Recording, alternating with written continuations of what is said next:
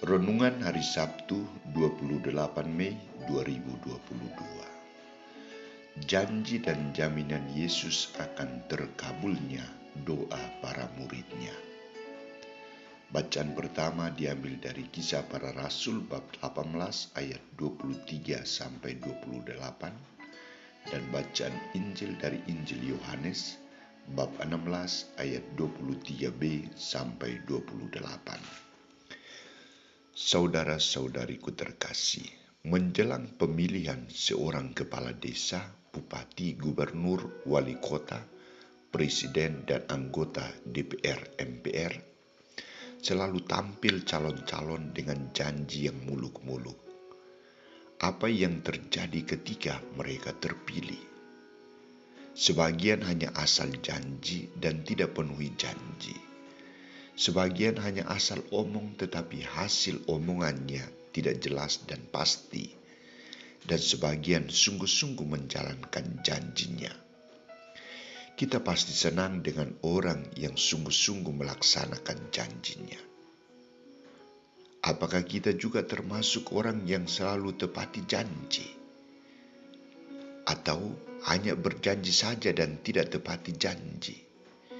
Atau hanya pintar janji dan sama sekali tidak bisa berbuat apa-apa? Saudara-saudariku terkasih, Santo Yohanes menampilkan Yesus sebagai seorang tokoh yang sungguh peduli dan penuh perhatian terhadap para muridnya. Sikap peduli dan perhatian Yesus ditunjukkan melalui kehadirannya di tengah mereka. Ia mengalami hidup mereka.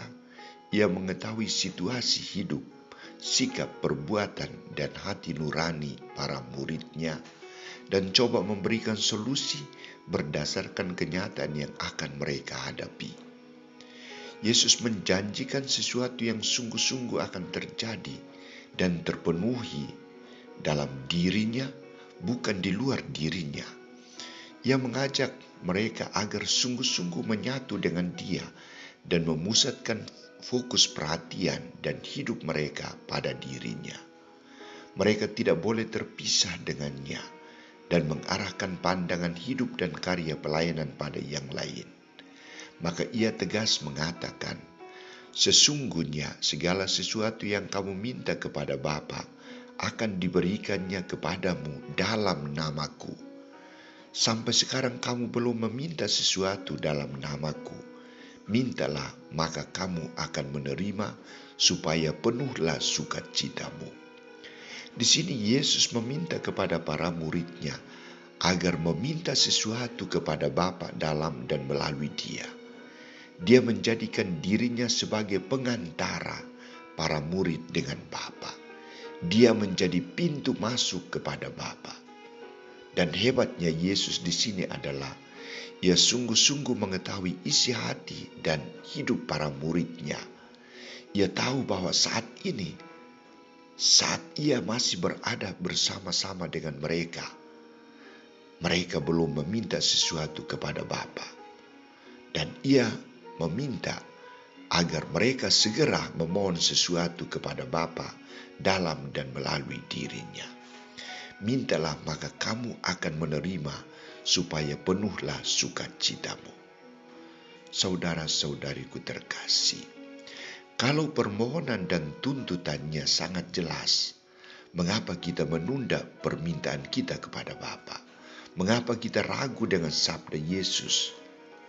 Inilah saatnya kita memohon kepada Bapa melalui Yesus untuk mengutus Roh Kudus kepada kita. Inilah saatnya kita meminta kepada Bapa melalui Yesus untuk memenuhi hidup dan karya kita dengan karunia-karunia-Nya. Bagaimana para murid dapat mewujudkan permintaan mereka? Apa cara yang harus digunakan agar permintaan mereka sampai kepada Bapa? Sarana yang diminta Yesus adalah komunikasi melalui doa. Kamu akan berdoa dalam namaku. Yesus mengajak para muridnya agar menciptakan suasana komunikasi yang baik melalui doa. Ia mengharapkan kepada para muridnya agar mengkomunikasikan menyampaikan isi hati dan kerinduan mereka, ucapan syukur dan permohonan mereka melalui dan dalam nama Yesus kepada Bapa.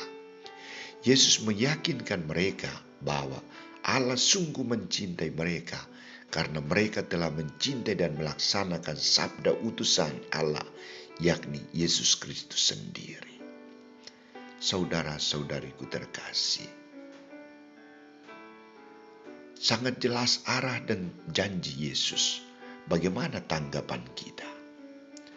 Tidak sulit dan susah kita dapat melaksanakan janji dan harapan Yesus bagi kita semua. Kunci keberhasilan dan jaminan Allah bagi kita tergantung pada kita.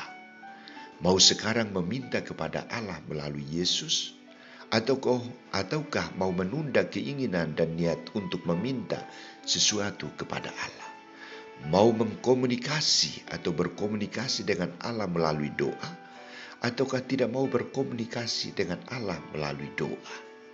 Saat ini kita memasuki novena hari kedua dalam menantikan Roh Kudus. Inilah saat yang tepat kita menggunakan kesempatan berahmat ini untuk berkomunikasi dengan Allah. Allah akan memenuhi permohonanmu karena Dia sungguh mencintaimu, tetapi syaratnya adalah berdoalah kepada Allah melalui Yesus Kristus.